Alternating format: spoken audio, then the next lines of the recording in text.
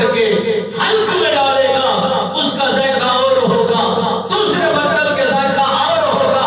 تیسرے برتن کا ذائقہ اور ہوگا، چوتھے برتن کا ذائقہ اور ہوگا، 1000 برتن کا ذائقہ اور ہوگا، 10,000 برتن کا ذائقہ اور ہوگا، 40,000 برتن کا ذائقہ اور ہوگا، 50,000 برتن کا ذائقہ اور ہوگا، 70,000 جو برتن اٹھائے ہوئے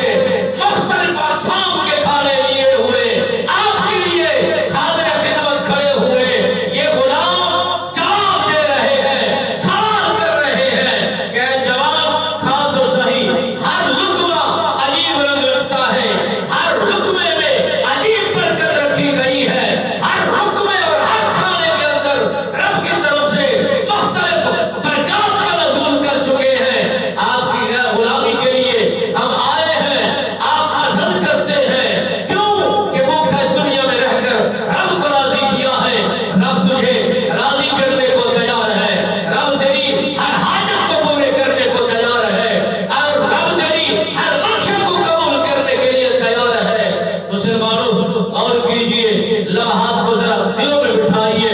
اور قیامت کے منظر کو ذرا آنکھوں کے سامنے لائیے، جب اللہ کے حضور ہم کھڑے ہو جائیں، شرمندگی ہمیں اٹھانی نہ پڑے، بڑے فضل کے ساتھ، بڑی بہترین چال کے ساتھ، اور چلنے والا بہترین چال میں جب چلے اور اسے مبارکباد دی جا رہی ہو اور کہنے والے کہہ رہے ہو ہٹ جاؤ میرے محبوب کے غلام آ رہے ہیں، ہٹ جاؤ میرے نبی کے دیوانے آ رہے ہیں، ہٹ جاؤ رمضان المبارک کا اہتمام کرنے والے آ رہے ہیں، ہٹ جاؤ روزے دار آ رہے ہیں، ہاں آج ہم نے ان کے لیے بہترین دسترخوان سجایا ہے اور سمرات تیار کیے ہیں، مختلف اقسام کے کھانے دسترخوان پر لگا دیے ہیں، غلاموں کو ان کے لیے ان کی تابعداری کے لیے کھڑا کر دیا ہے۔ کیوں نہ رب فرمائے جہاں پر 3 جوان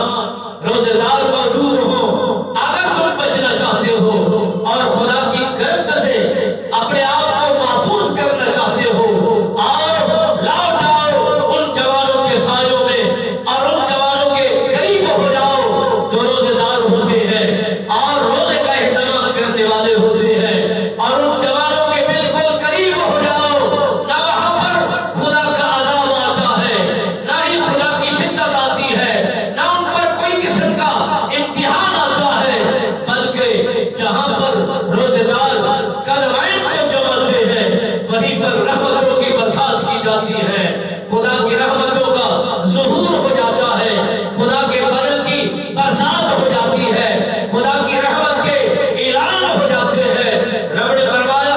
اے موسیٰ علیہ السلام اگر سفر میں ہو تو لوٹ آؤ اور جو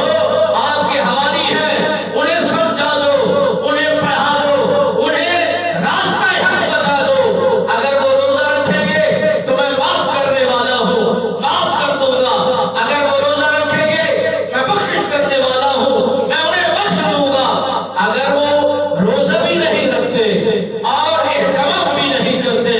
اگر وہ لوٹ آئے انہی لوگوں کی غربت میں، انہی لوگوں کی صحبت میں اور انہی کلمہ پڑھنے والوں کی محافل اور مجالس میں بیٹھنا انہی کا کام ہے، معاف کر دینا رب رحمان کا کام ہے۔ اتنی مہربانی، اتنا کرم نوازی، ہمارا چہرہ اتنا خوبصورت رہی، ہماری ڈھال اتنا خوبصورت رہی، ہمارا رنگ اتنا خوبصورت رہی، ہمارا کردار اتنا اعلیٰ نہیں، ہماری سوچیں اتنا وسیع نہیں، اور ہماری نگاہیں اتنا پاک نہیں، ہماری زبان اتنا مٹھاس نہیں رکھتی، مگر پھر بھی اتنا کرم نوازی کی جا رہی ہے۔ رحمت کل اپنی رحمتوں کا اعلان